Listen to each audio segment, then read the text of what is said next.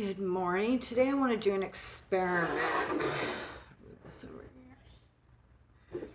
Okay, so I'm going to make another jar, but I'm going to cover up one side of this. I'm going to attempt to do it using my spackling, some gesso, some white paint, and I'm going to paint it first with Mod Podge to see if everything will stick and it'll be what I think it's going to be. So anyway, let's point this camera down and get started. Okay, as usual, I am trying to speed this up because this was a very long video. I'm showing you the brush that I am going to use to put Mod Podge on the jar that you see right there that I'm touching. So I'm going to add a layer of Mod Podge. Now what I did with this one, as you can see that little tub of spackle right there, I mixed in with that spackle a little bit of white acrylic paint, and I also used about, I would say, a teaspoon of gesso. I mixed it up really well, and I'm adding a really thick layer to this. I'm doing this to try to cover up the lettering on the jar because I want it to have like more of a smooth surface, because I am going to attempt to paint it to look like a fence. So right here I'm explaining that I tried to put in the darker tones and to put in the black lines to separate what would look like a fence. And as you can see, the way that I applied the spackling, you can see like in there it has, gosh, what are the words that I'm looking for? Like grains that look like a fence. So now I'm taking a light gray and I'm going to paint in between those black lines. I'm trying to get it as light as I can because I want to add, like I said, the highlights and the low lights, which I didn't do on camera, and I'm actually not finished doing the fencing part of it. So there's still another video to come, but that's what I'm doing here. I'm trying to make it appear to be a fence. This is the first time that I attempted to use the spackling and the painting to make kind of a dimension on this excuse me, on this jar. I didn't want to just paint it. I wanted to add some texture and dimension to it. And actually, after you see all of this, you'll see that it really did come out well, and I'm glad that I did the vertical striping when I was laying down the spackle, as opposed to at first I was going around horizontally, but I liked the vertical better because it really does appear to look like fence slats. So that's kind of a fun new thing to do. So enjoy. Okay, so I am working on another jar. So after I did the process of the spackle, the gesso, and the white paint, the way that I applied it when it dried, it looked like, where am I? This. Or if you look close up, it almost looks like a fence. Like you can see little grains. Looks up right there. You can still see the name, but I think once I get it painted, it should blend in. But if you look like really close, to me that reminds me of a fence. So I'm thinking what I'm going to do is, because there's one section on here the name didn't get covered that great. Okay, so it's right here. So this will be the back. So I'm going to paint like a bunny with some flowers down here.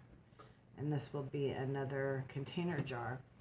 So I got some paint like up on here. I'm not that concerned about it because it'll dry and I'll just like scrape it off. The reason why these lines look all funky is because I kind of wanted to put in where the dark separations of the fence are going to be. I mean, it looks really good, you guys. It looks like it's, look at that. It almost looks like wood in a fence. So I'm going to do highlights and lowlights to those. these sections right here to make it appear to be a fence, a real fence. So, see, like these look like little knot holes in a fence. So I'm going to highlight those. But right now I just put this coat on it. It's just my top base coat. So I'm going to let that dry until tomorrow. The other project that I'm working on is my bird. So far I've gotten some of the background leaves put in. I'm trying to do the highlighting and the shading of all of these little background twigs. I'm trying to get them light but not too yellow. That way when I put in this and the big flowers, they will appear to be more towards the back.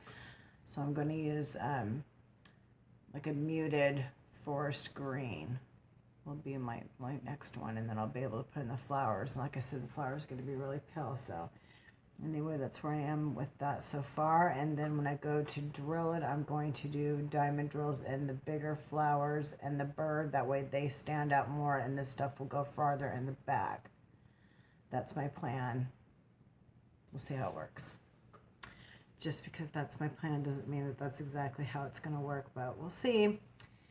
So today is Saturday, and I'm going to relax today, and then all day tomorrow, we did a little shopping this morning, so all day tomorrow we are going to be looking at houses, so I'm going to be filming that and taking you guys along with that. We wanted to do it today, but his brother can't show up today to give us enough time to go look at houses because we can't leave his mom home alone for a lot of hours.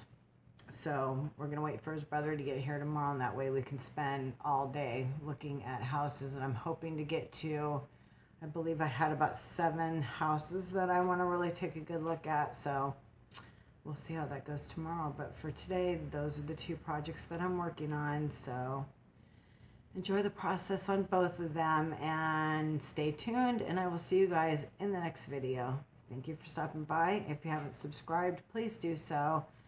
I really appreciate you guys, and I love all your comments, and like I always say, I comment back to everybody, and just to stick around and see what else I have coming up, because it's always something new. Never know what I'm going to think of from one day to the next. So enjoy my process, and thank you for coming by. You guys have a great day and have a great weekend. Good morning. So this is the jar that I did yesterday, and I painted it last night. So I'm going to put some more details in it, but I'm trying to make it look like wooden slats, and that is the transfer of the bunny that I'm about to block in white. So I'm going to point the camera down, and let's get started on this bunny jar.